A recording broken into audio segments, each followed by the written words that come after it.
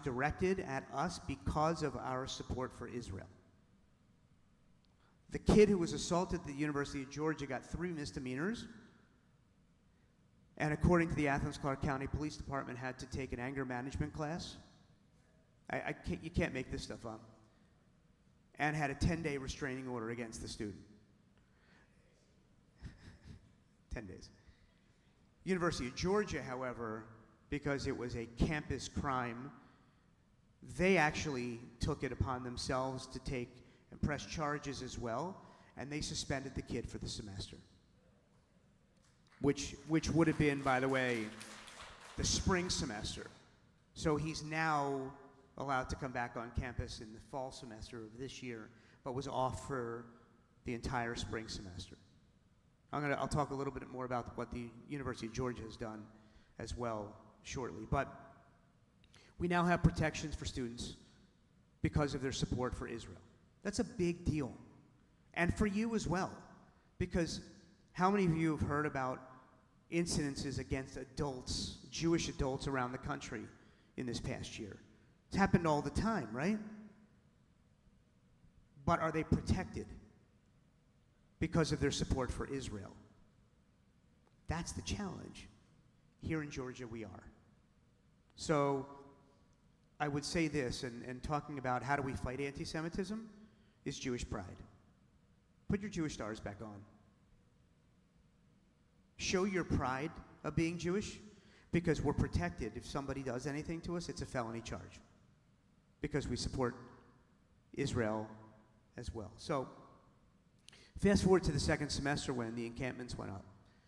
How many of you noticed what happened across the country? Tents and encampments for weeks, particularly at schools like Columbia, Penn, Harvard. I could go on. There's a pattern here, by the way, in case you noticed, at all the Ivies, plus many, many other schools. And for those, any Michigan fans or grads of Michigan here, God bless you. Because Michigan's been a complete mess. And Michigan, understanding Detroit and what happens, you know, in anti-Israel support in Michigan right now is hurts us deeply. And I have a classmate who's a rabbi in a big Reform synagogue out in Detroit. You know, they're seeing this deeply. When the encampments went up, and this is important to know, anybody work for universities or colleges in here? Okay. So how does a college or a university function? They all have what? Okay.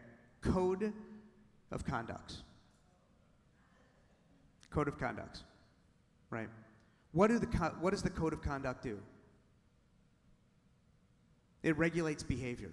It says this is the expected behavior of you on campus if you are going to be a student, faculty, staff, anybody, that this is what you have to conform to. And if you break the code of conduct, then there can be charges that are pressed against you according to the universities. And lawyers, anybody who is a practicing lawyer, and I'm always scared to put that out there because my father's a lawyer and I went in the other direction. But what I can say is that school law is very different than public space law.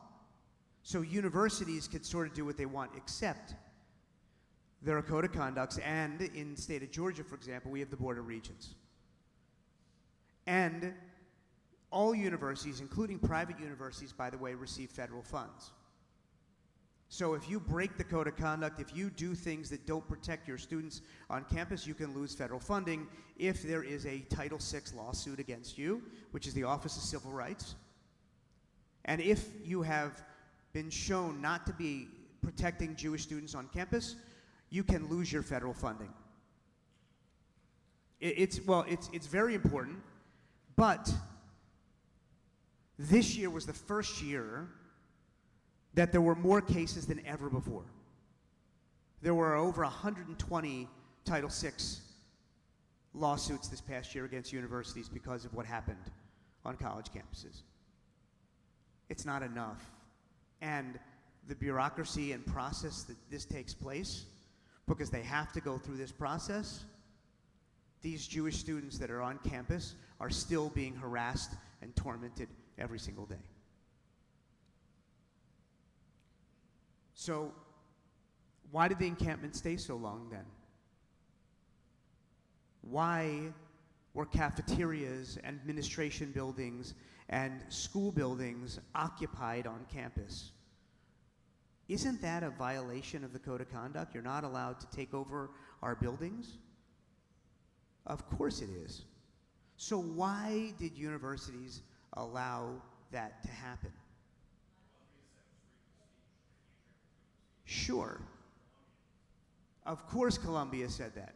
And Columbia also said, thank God the president is no longer there, but I will tell you, it's not just the president at Columbia. There's many, many more issues at Columbia, but sure, freedom of speech. But guess what? Freedom of speech has nothing to do with occupying and barricading school buildings so people can't get in. That's a totally different, that's not freedom of speech. That's disruption of campus life, which is illegal. All it would have taken is what? And this is what we talk about on college campuses, the equitable enforcement of the Code of Conduct. When was the last time Jews occupied a building on campus and shut the campus down? Never. I'm not talking about war protests, in Vietnam. I'm not, different story because it wasn't just a Jewish issue. They were war protesters, that's a whole nother story. But yes, but you know what? There's a good point there. What have Jews always been in this country? Well, peaceful, but we've always spoken out. We've been activists. Davka, here in Atlanta, right? The civil rights movement in Atlanta was filled with Jews who got involved. And one of the hardest things for us as Jews was after October 7th. Because all the hard work we did seemed like it was for naught because those partners who used to stand with us are no longer with us. The hardest part, our Georgia Tech president last year was very involved in the LGBTQ community. After October 7th, she was told she wasn't allowed to be a part of it anymore because you support Israel.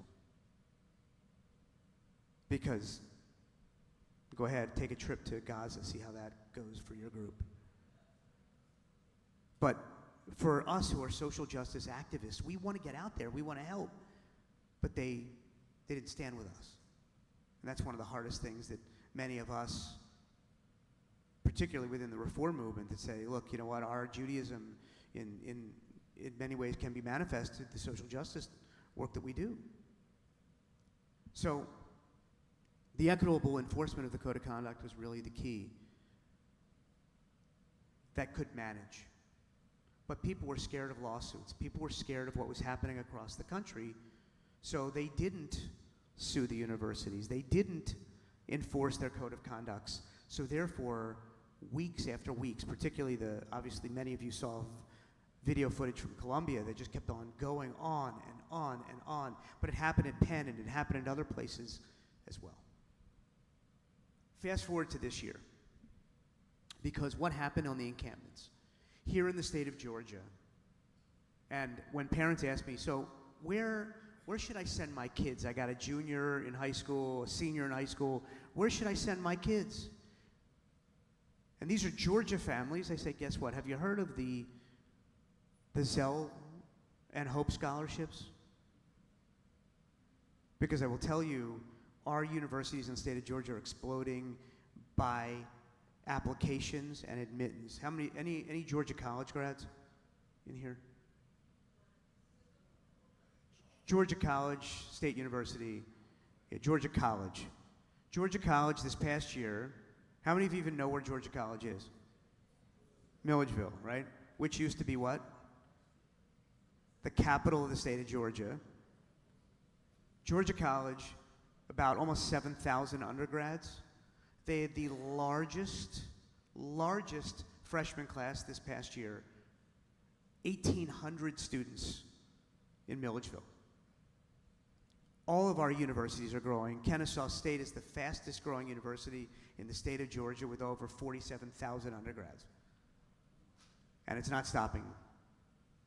So, what happened on our college campuses when the encampments went up? We had 2 encampments and 2.5. I'll call it 2.5. The first one was where? Emory University. What happened at Emory? Anybody know? We'll cull the information, then I'll give you the truth. So what happened? Okay, great. True. It took time. What's that?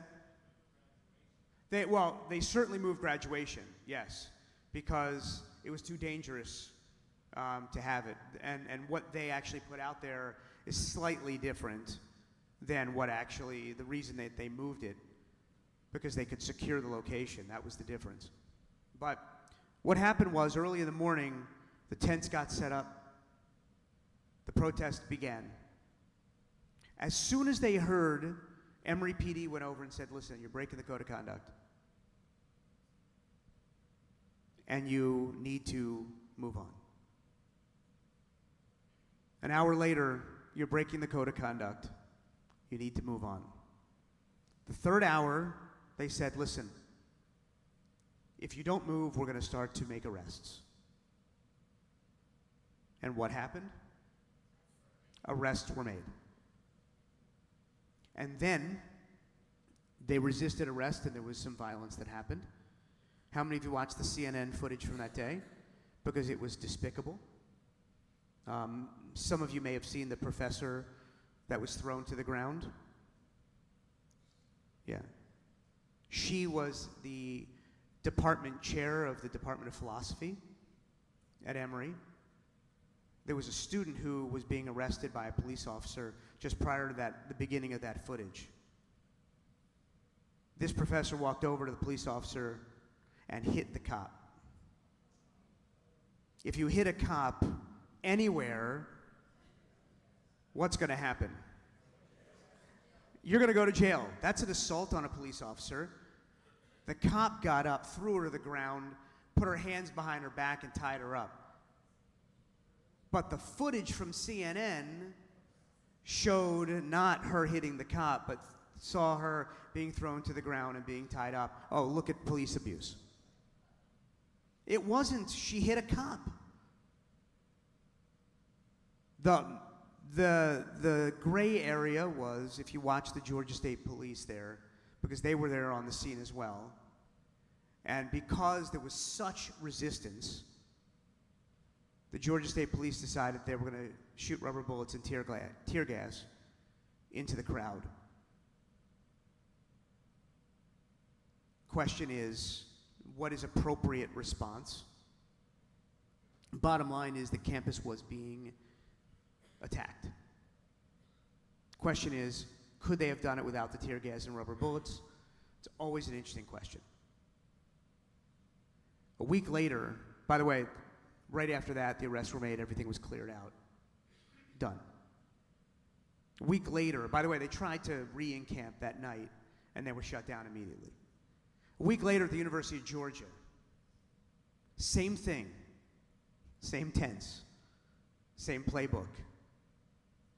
You need to disband, you need to move, you need to move. Arrests were made. Everything was done and dismissed. Georgia State Patrol was there, surrounding the perimeter, didn't move.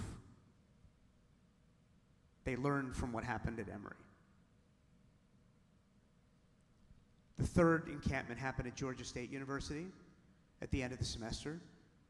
A new Students for Justice in Palestine chapter emerged. They had an encampment shut down immediately. Why did they get shut down immediately? How many of you heard the state of Georgia say, when there was death to America chants in the streets of America and roads were being shut down? Do you remember that? What did the state of Georgia say? Anybody remember? You will not occupy our cities, our highways, or our college campuses. After HB 30 passed, Chancellor Sonny Perdue came down and sent a letter to all university presidents, said a law just passed. We actually saw the email to university presidents. Please inform all those who need to know. State law has just changed. What happened when the encampments went up at Columbia and Penn and Harvard and others? Governor Kemp, Attorney General Chris Carr, and Sonny Perdue let our university presidents know it's illegal to do this according to the state, shut it down immediately. And what happened?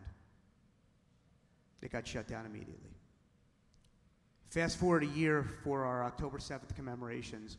All across the state of Georgia, we had vigils on all of our campuses.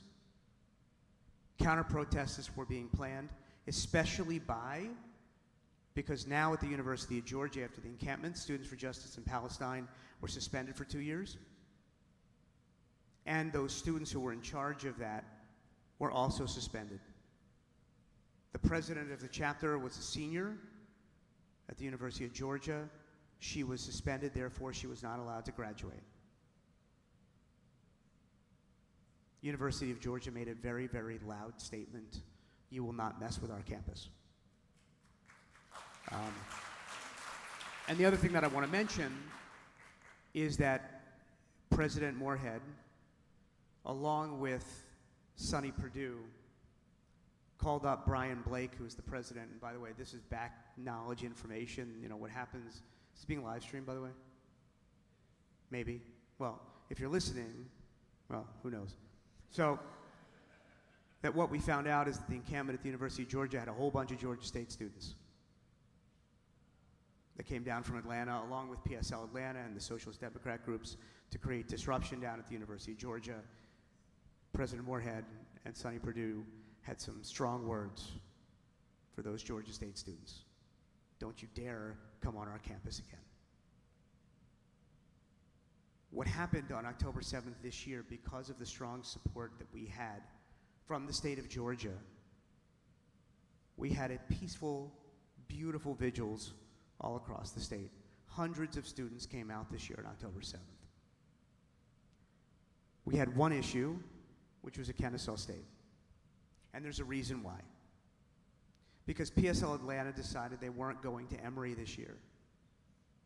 They were going to go to the University of Georgia, and they were going to go to Kennesaw State. So what they did was they brought agitators, they brought outside agitators, they all went. University of Georgia was ready. They had a battalion of police officers ready to go. Kennesaw State made one major mistake, which was our students had reserved space on campus. And by the way, if you ever know about reserving space on campus and doing stuff on campus, it's a complicated way to reserve space. But we already reserved the space. We were ready. We wanted a table during the day and have a vigil at night. What we didn't do is reserve every space on campus. So the Socialist Democrats and others who were organizing at Kennesaw State reserved space where? Right next to Hillel. And you were there, right? You want to tell people what happened? Well, I mean, it was a relatively peaceful protest. I mean, there wasn't any physical conflict that arose, but they stood next to the Hillel tent or table, and you know they were there waving their flags, chanting their chants, doing all the things. There were some people there who were actively trying to agitate. We didn't give them the response that they were looking for, but we just stood there with our flags. We stood there. There were actually two people had a table that was there to for discussions, and some of them came over and started talking. They brought up their points. The main person who was leading it, he had prepared information, so he was able to talk with them. But for the most part, we just stood there. We held our flags. There were times when we chanted Am Yisrael Chai in response to their Free Palestine. There was a moment when we had a moment of silence, followed by Oseh Shalom, and so meanwhile, they were standing next to us chanting "From the river to the sea," like "Colonizers out," "Glory to the martyrs," all that type of stuff. But we just stood there and held our flags. We didn't move. We didn't budge. And after a while, like after the allotted time, they left, and myself and a bunch of others, we stayed until like there were a good like majority of them were gone, to the point where there were only like three or five people on from their side left over. So I appreciate you being so kind, by the way, because the chanting. Oh, I got it. Done. That's perfect. You got it. So they weren't just chanting. They were shouting at you guys. And I have the videos to prove it, because what we tell our students, and I know you know this, don't engage. Because what they're doing is trying to agitate you so you do something, so we get in trouble that it's our fault. They were shouting loudly in these chants, but when, and this is the important thing, when they started shouting, because it wasn't initially that they started shouting "From the river to the sea. It came later in the day, and my conversation with the Attorney General the prior Friday said, listen, according to the Attorney General's office, "From the river to the sea" is illegal. And I want to be very clear, this is not across the country. This is here in Georgia. "From the river to the sea" is a direct threat against the Jewish community, because it is, what it says is, we want to wipe out Israel and the Jewish people. If a group of Hamas supporters want to do that in a kumbaya circle and shout "From the river to the sea" to each other, away from everyone, as the Yiddish is Gegezotay, go and have fun. But if you do it shouting at Jewish students, it's illegal. And not only did that happen, but there was a woman there in full Muslim garb who kept trying to approach the table and said, "Hamas is king." You can't make this stuff up. Hamas is king, and F you Jews, and we will demolish you. Last time I heard it, "we will demolish you" as a threat. I sent those videos because all of our teams across the state know, don't engage, take video and photos. They sent me those videos. I sent them to the Attorney General. I texted to him, and I said, "Attorney General, this just happened just now." He knew full well it was going to happen, because we talked about it the prior Friday. He said, "Where was this?" I said, "Kennesaw State." "You don't know this. This is sort of behind the scenes." He called Kennesaw State. Kennesaw State dispersed the crowd within 10 minutes. They didn't just leave because time was up. They were told to get out. This is where I'm going to close. All across the state of Georgia, this is what's happening. We are watching, we are paying attention, and we have put in place, thanks to the Jewish community and all the work we're doing, especially though on our campuses with our university administrations, with the state of Georgia. We can't stop anti-Semitism from happening. We've never been able to do it. But we can sure control it, and I so applaud you for saying what I hoped you would say. It didn't deter us from having our Jewish pride. We stood there, we stayed there, they did not push us away. That's what we tell our students. Don't be deterred. If you leave, if you hide your Jewish star, they won. That's what terrorism is. These are terrorists, these are bullies. And this isn't just anti-Semitic. This is an undermining of America's university system right now. And the Death to America chants that are happening all across this country, it's anti-American, anti-Western democracy. That are the forces that are going on right now. When we do, and we stay strong, and we have Jewish pride, then the state of Georgia is going to be a whole lot better than the rest of the country. That's why it's been better. We're strong here. our voices are not silenced, and the frontline battle soldiers, like our students on campus, have incredible support from the state of Georgia to be Jewish and to take pride in their Judaism. That is the power of Hillel. That is the power of our college students who are doing amazing work right now. So I'm going to stop, and I'll take some questions, but I want to applaud our students because they are our representatives. That's why I have hope about the Jewish future, because our students are standing up. So questions? Yeah, please, go ahead. Thank you, Rabbi. Hi, Rabbi, thank you. Two-part question. One is that you made an allusion. Can you hear? Yeah. Okay. Hold it closer. That you made an allusion earlier on about cells, and I had read a few years ago that a leader, I don't know if it was PLO, Hamas, said that one of the biggest weapons we have is we've set up cells in this country, just like the Russians do. You know, the Americans, the program. And secondly, how much of the disruption are we seeing, or did we see, were brought on by outside agitators? Okay. So I'll take the second part first, which is a lot of it is outside agitators. However, what we're seeing on college campuses is the following. There's always a core group wherever we are, but what you'll see if you look at pictures of these encampments and protests, there's a whole lot of white kids. Seriously, there's a whole lot of white kids. These white kids are not Muslim. What they are these are kids who are looking for belonging and community, for the most part. Some are socialist Democrats, some are involved in other progressive movements, and Israel and Zionism has become a progressive term that is a bad thing.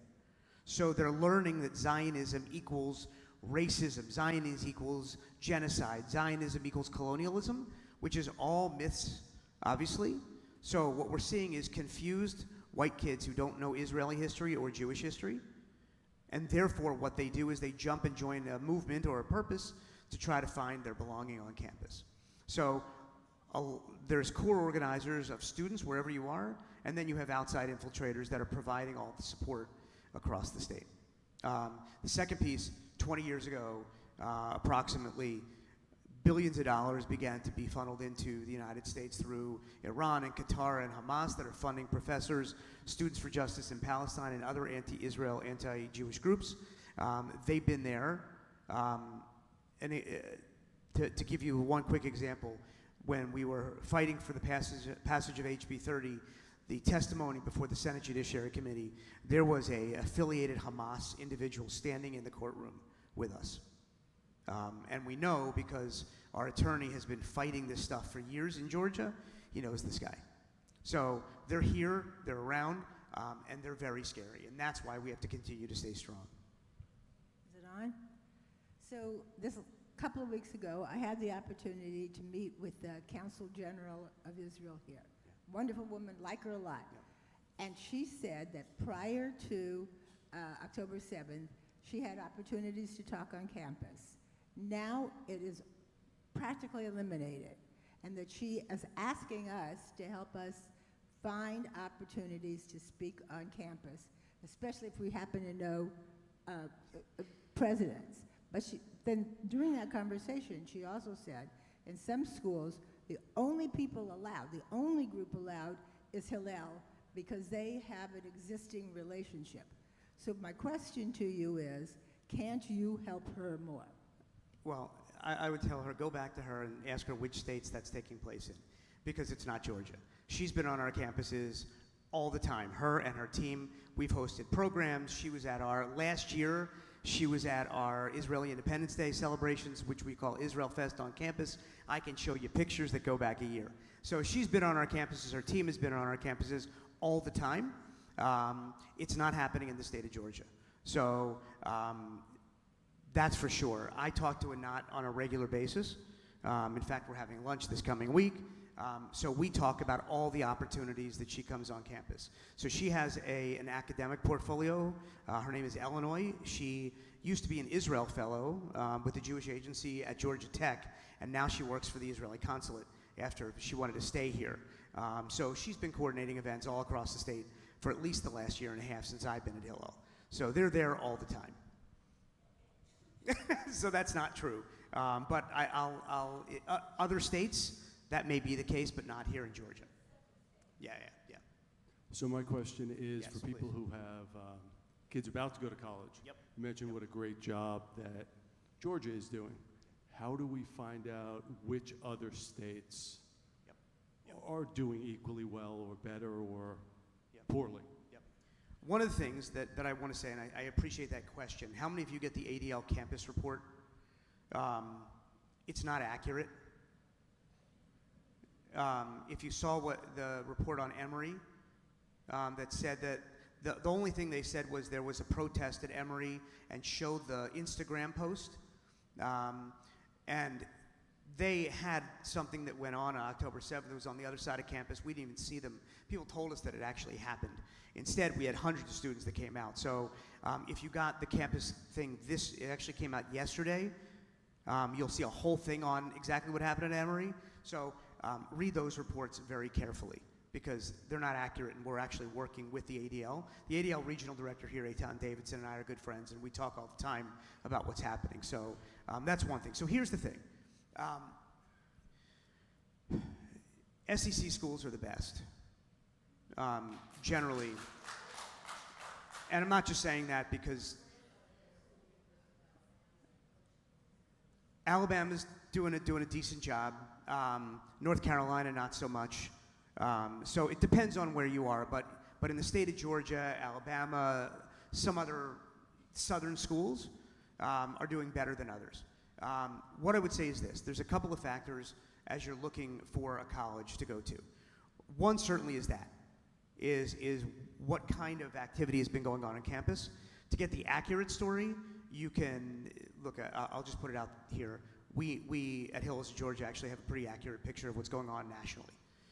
The other piece is actually called the Hillel directors at those schools. They'll tell you too, because they're the ones that have their finger on the pulse of what's happening on campus, because the media will blow stuff out and say, oh, this happened. There was a photo board that said, who do you stand with, Palestine or Israel? And parents are like, oh my God, that's happening on campus. Campus is falling apart. Well, nobody really saw it because it was on a part of campus that nobody really travels to and stuff like that. So the one thing is definitely do your media search and see what's going on. Call your Hillel director, or you can talk to us, because here's the thing, that there's always going to be stuff on campus. The strength of Jewish support on any given university is twofold. One is how strong your Hillel is. And we support other schools that don't have staff, even though Hillels are doing good work with faculty advisors and stuff like that. But where I strongly recommend students to go, you got to have a strong Hillel on campus. Because the difference, the best thing about Hillel is we always have diplomatic relations with the university and usually state legislators or the governor or the attorney general. So we actually have relationships that go beyond the university to help govern it. But I would also say this, is that I would never support the fact of not sending your kids to a campus that's a mess. And here's why. If we divest all of our students from certain campuses, they become bastions of anti-Semitism. Columbia is a good example, and the University of Pennsylvania is a good example. The number of Jewish students at these schools have decreased. Any Penn grads here in the room? There usually are a few. University of Pennsylvania used to be 20% Jewish. Now they're at 12%. Jews are not going there the way they used to, and it's happening at other schools like that as well. So we wouldn't say that, but if there's a strong Hillel on campus, they'll have the advocacy. Because, oh, my kid, you know, and I'm an AEPI, and I know that Jewish fraternities and sororities do a good job. The challenge with Jewish fraternities and sororities is there's no staff. So when stuff happens on campus, like happened at University of Georgia, the TEP president recently called our Hillel director because they needed support because they had no staff that could really advocate. So those are really the key pieces of looking at a university. How strong is your Hillel? How does the university respond? What their code of conduct is? Those are really the key pieces of understanding where to go. But to be honest, as a parent myself, I'm not sure I would send my kids to these crazy places right now. Because there's a mental health issue going on our campuses. Our students, as much as they may be supported, they see this stuff. This is horrible for them to see. We just hired for the first time at Emory Hillel, we hired a full-time mental health professional. Hillel International is beginning to do this, understanding the need. 50% of college students at any point in time feel like they're going to fail out of college for no good reason, no rationality. So that's, but we're here to support and answer questions for you. Rabbi? One last question? We have one last question. We have to wrap up. Yep. Last question. No, we have. I think there should be some time for talking to you later, Rabbi Sternowitz. Done. But we have our healing service beginning. Got it. All right. We'll talk. We'll talk. And so everyone's welcome to wrap up. Final comment, which is this. Contact us. Reach out. Because we're here. We have immense amounts of information. Reach out. We're here. hillelsgeorgia.org. Thank you very much, everybody. Good Yontif.